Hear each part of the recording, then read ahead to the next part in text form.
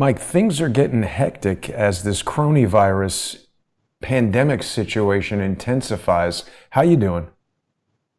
Good, bro. Hanging in there, Good. plugging away. Yep, hanging in over there in PA. Everybody's life has been upended. This is super strange because, I think a lot of people just saw this video I was doing. I was out over by the Javits Center. A lot of people have questions about this triage hospital that the Army Corps of Engineers is building. And I just was walking by. People saw I had this encounter with the police. When I came home, turned on the computer, I was looking at truepundit.com, and you guys had a lead story talking about the DHS. Why don't you tell us what you had earlier today and what do we think is going on? I don't know what's going on, bro. Isn't that the whole theme now in America? Even if people in the news don't know what's going on and they just pretend like they do. Yeah. Uh, Homeland Security says be careful out there. There's a threat of terrorism attacks during this pandemic, even though we don't have any proof that there's a threat of a terrorism attack during the pandemic. Hmm. What? What is going? These people get paid to do this. I mean, this is like stuff that you talk about when you're like at 2 a.m. in a bar. Hey, I Yeah. think we could be attacked. Literally, this is something you would say like when you're half in the bag. Hey, I think we could be attacked. And the guy says, how do you know that? I don't fucking know. I'm sorry. Right. It's kind of, QAnon said it. yeah, whatever. It's like, what? It, it's funny. You go down in the story, and it's like in the fourth paragraph, although there's no proof that there's actually any intelligence. What? This is like the FBI saying that the big danger now are white supremacists. Right. Oh, okay. Okay, it's not the Congress people and the senators who just shorted the stock market for the personal gain. They're not the ones who are dangerous. It's the straw man. Obama used to do this, right? Used to make up things just like, oh, this, and you couldn't argue with him because he's like, well, he's right. This is really wrong. Whatever he would say, these people are endangering the country, those people. And then you step back and say, wait a minute, where's the proof that any of that even existed? Well, there's never any proof. It's called the straw man argument. They make stuff up, and then you're like, yeah, these guys are being vigilant. And you're like, okay, well, where's the proof?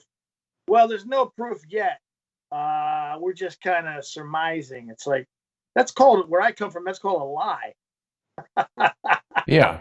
I mean, it's certainly You know? fear mongering, right? Because the thing that was so strange to me is that, I mean, I've been walking around New York City for 8, 10 days here since this all started, and I haven't seen a single uniformed NYPD officer other than traffic cops, which is very unusual, particularly in Penn Station, in Grand Central Station, and these are still open. There are still people congregating there.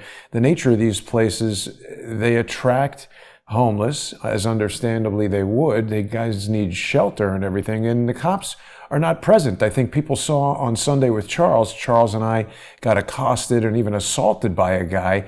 So the video that I did earlier, I happened to come across this. What are they? The Strategic Response Unit or something like that. This sort of SWAT type team. We still don't know what these guys are doing there, right? I think it's important if you're, not protecting people, you would probably want to stake out a construction site where you could just, to me, it's like I watched it, I said, oh, these dudes are tucked away. They're like laying low. They'll just stand there, chill out a little bit, shoot the shit, kind of stay out of the limelight. But I don't know what's going on down there. Why would you be protecting a vacant building? Uh, like you said, go to Penn Station. What's going on at Penn Station? And like a lot of people who may not understand this section of New York City, it's being rebuilt, a lot of industrial stuff. It is right around the corner from the Javits Center, but it's also right around the corner from CNN, which I thought was very strange. Hmm. What are these guys doing down there? Why are they down at CNN and the Jav? You know, it's very strange.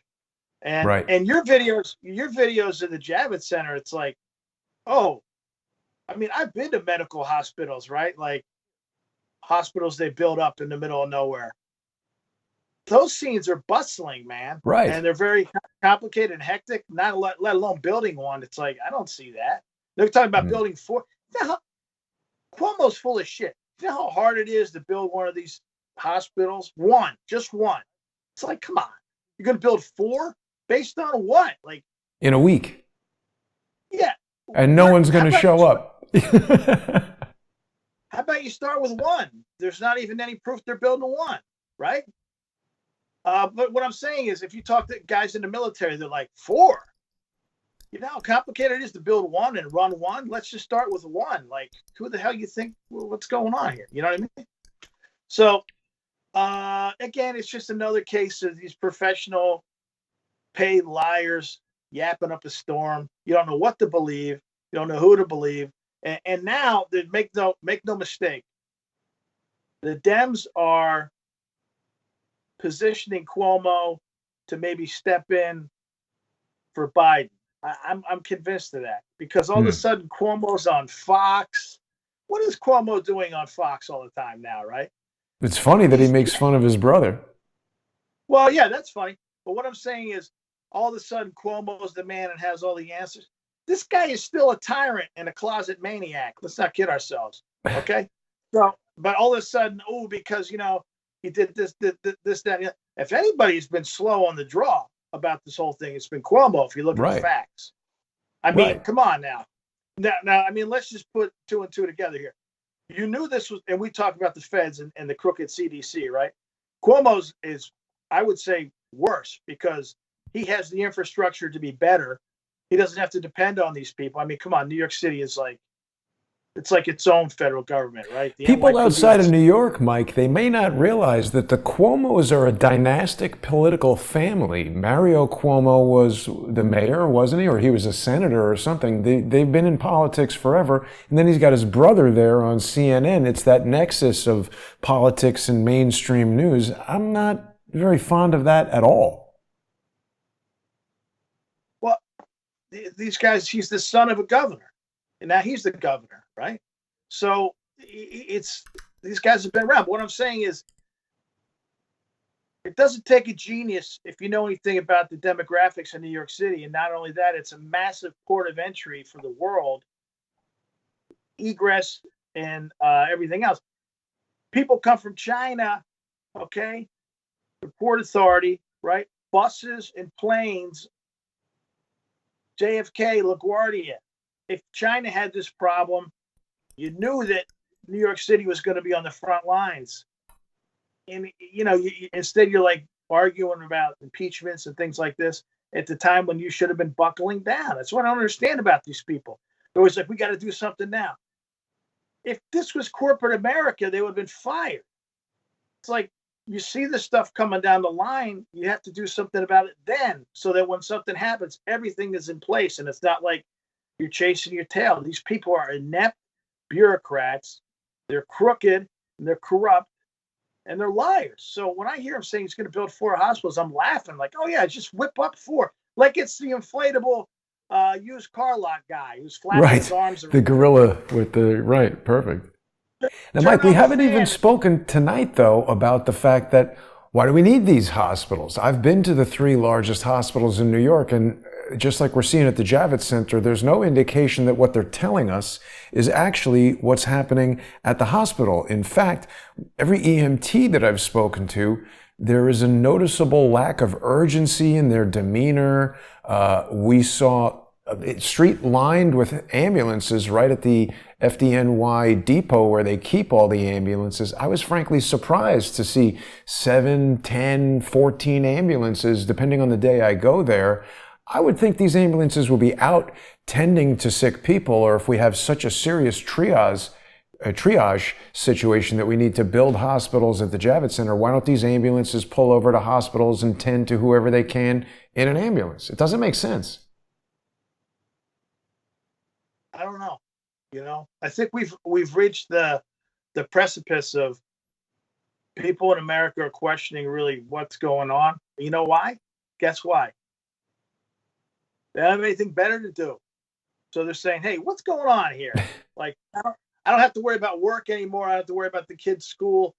I'm at home. What the hell's happening? Now people are paying attention. It's kind of a dangerous situation if you're trying to pull some fast business or some monkey business because people are watching now, and sensible people who are normally consumed with other stuff, whether it's kids playing sports, whether you're betting on sports, whether you're at work, whatever. They have free time now, and they're saying, "What the hell's going on here? It doesn't make any sense." Then it's starting to get rammy. You're going to start to get rammy, and you're going to see it's going to get worse. The next 2 or 3 weeks, people are going to be climbing the walls. Like, I've been through this, right, personally on house arrest. So I know the cycle. Yeah. And it's the first week is like, oh, okay, it's an easy stretch. It's like spring break. You got to stay in. It's like if you had a bad snowstorm. Clean out the garage, you take care of a few things. Do a couple things, bing, bang, boom. It's like, oh, we got a snowstorm, blah, blah, blah. I'm trapped inside for 4 days. Right. Second, third, and fourth week seems like 3 months. So buckle up. It's going to get a little, you think people are crazy now on the internet. Just wait a week or two. It's going to be mayhem. But the problem is this is like week 3. We've been talking about it, you and I, on our shows and on the podcast and everything else. And you've been talking about it every day. There's just so much misinformation out there. And there's too much misinformation. And then you can't make critical life decisions based on piss poor information. It's a recipe for disaster, whether it's financial or personal. You have to have good intel to make solid decisions. We don't have that. That's why there's still so much confusion, anxiety, whether it's in the stock markets, whether it has to do with the health concern. What is going on here? You don't know who to believe.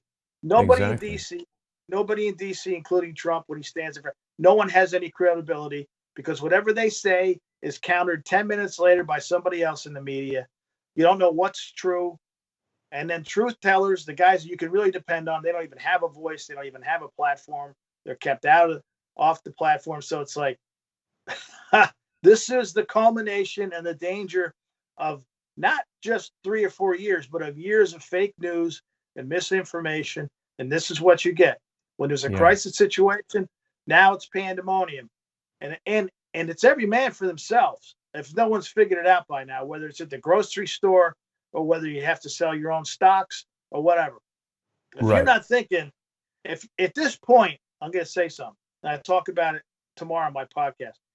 At this point, if you're not thinking about things for yourself and you're waiting for those morons in DC on both sides of the aisle to do something for you, you're selling yourself out because they're not thinking about you. They just block the stimulus.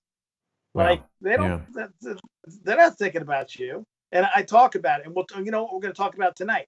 What's really going on in the financial markets? Not this shit you see on TV. What's really happening behind the scenes? What happened in 2008? What you can expect in the next couple months? Okay, you got to start thinking for yourself because these big corporations are thinking for themselves, and we've seen with Feinstein and Burr, these criminals in the Senate swapping stocks, shorting the market. They're thinking about themselves. They're not thinking about you. Right. They're not thinking about you. We're going to get into all this stuff in depth tonight, Mike, in about 15 minutes when our sponsor exclusive show begins on patreon.com/truepundit, patreon.com/crowdsourcethetruth, and subscribestar.com/crowdsourcethetruth. As you were just saying, everybody's home. So there's a lot more people who have been tuning into the shows. People want to know what's going on over there at the Javits Center. We've seen from Business Insider that they do seem to have equipment inside there. And a lot of people sent me this, article after I went to the Javits Center yesterday. And yeah, I concur that it looks like there's boxes of stuff in there. Looks like somebody instructed these people to stand in front of it for a photo op. This all looks extremely staged to me. I just found it strange that with all these amateur and professional photographers and videographers hovering around this place every day that I've been there, not a single one of them had seen or was aware of any photos or video footage of trucks lined up around this thing bringing this equipment in. I mean, we have no idea what this stuff is or what they're doing there or why it's being done in such a kind of like a weird clandestine way. And for people who haven't seen you before, Mike, you are the editor of TruePundit.com and you are the man behind the Thomas Paine podcast. Is it still in the top 10 on Apple Podcasts? I don't know where it is. You know why? Because after about a month, I decided not to give a shit about any of that nonsense and just go back to doing what I'm going to do until I don't give two flying you-know-whats about that crap. It's meaningless to me anyhow. And all I care about is that it's growing. It's free. In other words, I don't have to pay any advertising and it's growing because we don't have money for that kind of stuff. So that means it's working. If it's getting bigger and you don't have corporate dollars to pump it up, that means it works. So yeah. People are listening, and that makes me happy that people are listening. And what else can you ask for? You're talking to a microphone, and it comes out the other end, and people are like, "Hey, I think I like what this guy says." Just like what you do, just what we do on Patreon, and it's nice to see things grow without just like this, all these, putting your credit card behind tweets. People do this and they get 10,000 retweets, but they're paying for it. It's not organic. Right. For me, it's like, it has to be organic because why do I want to pay money to Twitter? Why do I want to pay money to Facebook? Why do I want to pay money to all these people and to advertise? Right? It's like, it's not an ego thing. Let's just talk about what's really going on. Let's talk about the truth through the prism of my experience, intel journalism, Fortune 50 with Citigroup, right? All this stuff comes together, and it seems to make sense to me. It makes sense to me. Yeah. And the thing is, that people say, you're kind of cocky. What's your story? It's like, I'm just me. Like, we make people say your predictions always come true. They're not predictions. It's intel that's right. But everybody else says, oh, your predictions are always on the money. It's not. It's never a prediction when I say something. It's just the way it is. You don't have to worry about it coming true. You don't have a big Karnak the Great hat over there. You're just wearing a regular cap. Mike, let's do this real quick because we've got just a couple more minutes here before we transition over to our sponsor-exclusive show on Patreon and Subscribestar. I wanted to review some of this video for people who maybe haven't seen it. Let's take a quick look, and then you and I can get in depth on analyzing what's going on and what these guys might be up to when the show continues for the sponsors on Patreon and Subscribestar. Javits Center at all? Did you guys see any of the Army trucks loaded into the Javits Center? No. Why do we have such a heavy concentration here? There's no cops around anywhere. What? Sorry? Stand in the middle of the street. Get out of the street. Oh. You said walk around, yeah. Okay, so I'm trying to get out of the street. There's more police right here, right now, than there are in the whole rest of New York City. Can anybody address that, or should I leave? Can anybody speak to me about it? I have a serious question. I was in Penn Station 2 days ago. 30 seconds in there, I get attacked by a homeless person. There's not a cop around. 1, 2, 3, 4, 5, 6, 7, 8 cops right here. What are you guys doing? Didn't call 911. The guy was about to kill me. But the point is, there's no cops in the train station, and there's like 8 or 9 cops right here. Why are there so few police around? Have the police been told to stand down? Sorry? The city has to go on, so we still have to work. So. No, I'm saying, why are there so few police around, but so many police here? Is there someone who can talk to me among you guys? Yeah, it's okay. Okay. I'm just asking why. It seems that the police have been stood down. I was in Penn Station. I just want to let you know you're being videotaped as well, all right, sir? Sorry? I just want to let you know you're being videotaped as well, sir. That's fine. Right, you're being videotaped, I'm being videotaped. So now we're on the same page. When I was in Penn Station 2 days ago, I was there for 37 seconds before I was physically attacked by someone who appeared to be homeless. Okay. And luckily he didn't really do anything, but I found it remarkable that there were so few police in Penn Station, and then now we've got 3, 4, 5, 6, 7, 8 cops right here. So wait, just let me confirm that. So in Penn Station 2 days ago, you were almost attacked or you weren't? I was attacked. I was physically attacked. I have it on video. No. Because the last time I was attacked and called 911, they refused to do anything. And when someone came to my house who has been stalking me for 2 years They also refused to do anything. So my question is, have the police been officially stood down in New York City? That's a false and inaccurate statement, sir. I'm asking a question. How can it be a false and inaccurate statement? I asked you. Hang on. I didn't make a statement. I asked a question, Sergeant Manley. I said, have the police been stood down? And I told you no, sir. I didn't hear you say no. I heard you tell me that was a false statement. No, sir. Okay.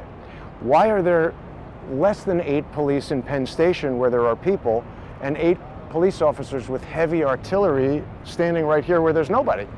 This is called a deterrent, sir. We're here, we're protecting you and the rest of the citizens of New York from counterterrorism and other issues, sir. Counterterrorism? That's what this is called, a deterrent. Yes, sir. All right. Thank you for that. Have a good day, sir. You too, Sergeant Manley. Pretty interesting stuff there, Mike, from the police. We're going to get into a conversation about all of that. I Sorry? get a kick out of some. I get a kick out of some of these guys. Exactly. We'll get in depth on that. We're just about out of time here. So people can join us on Patreon and Subscribestar and see what we're going to talk about there. And it's always an in-depth conversation. So I hope people will join us. We'll be back in just a few minutes. Mike, anything quick before we transition over? No, man, I'm looking forward to the show tonight. There's a lot to talk about. I think there's a lot just even in that short conversation with Sergeant Manley for us to unpack. So we'll see everybody over there on Patreon and Subscribestar. Thanks for watching, everybody.